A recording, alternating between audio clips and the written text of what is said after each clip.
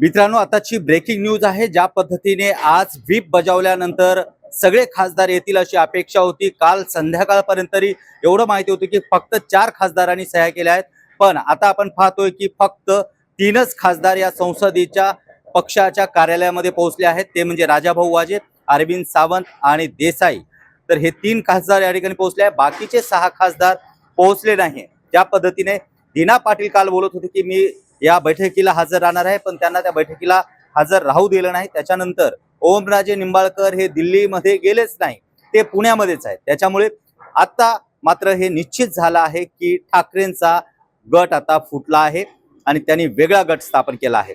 त्या पलीकडे जाऊन महत्त्वाची बातमी एक सांगायची म्हणजे व्हीप बजावल्यानंतर जर खासदार आले नाही तर त्यांना अपात्र पक्ष ठरू शकतो असं सांगत होते, पण सुप्रीम कोर्टाच्या आदेशानुसार व्हीप बजावल्यानंतर पक्षाच्या बैठकीला जाणं हे काही कंपल्सरी नाही। व्हीप तिथे बजावला जातो जिथे संसदेतील मतदान असेल किंवा संसदेचा काही कार्यक्रम प्रणाली असेल तर संसदेमध्ये हे व्हीप बजावला जातो आणि व्हीप बजावल्यानंतर तिथे जर गेलं नाही आणि हजर राहिलं नाही तर त्या खासदाराला अपात्र करू शकतात। पण आता ह्या व्हीपचा अर्थ पक्षाच्या बैठकीला न गेल्यामुळे त्यांना अपात्र करता येत नाही, एकतर जास्तीत जास्त त्यांना पक्षातून काढता येते।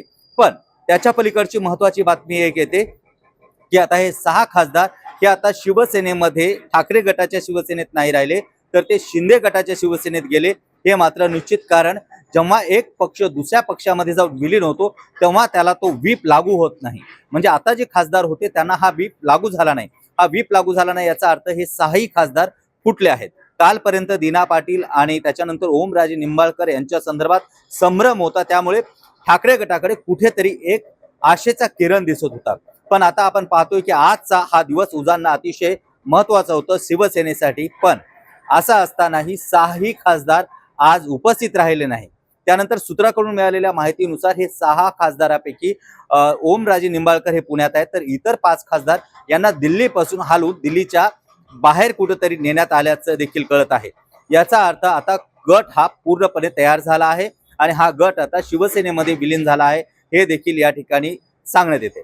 बरं, आता ज्या वेळेला अर्ध्या तासापूर्वी जे पत्रकार परिषद झाली होती ज्यामध्ये संजय राऊत यांनी सांगितलं होतं की जर असा खासदार आमच्या बैठकीला आला नाही तर त्याला आम्ही त्याच्या मतदारसंघात जाऊन तुडू, तिथले शिवसैनिक त्याला धडा शिकवतील। शरद पवारांनी देखील दूरध्वनीवरून सांगितलं की जर असे खासदार फुटले तर त्याला धडा शिकवणं महत्त्वाचं आहे आणि यावेळेस शरद पवार देखील त्यांच्या मतदारसंघात जाऊन सभा घेणार असल्याचे सांगले जाते।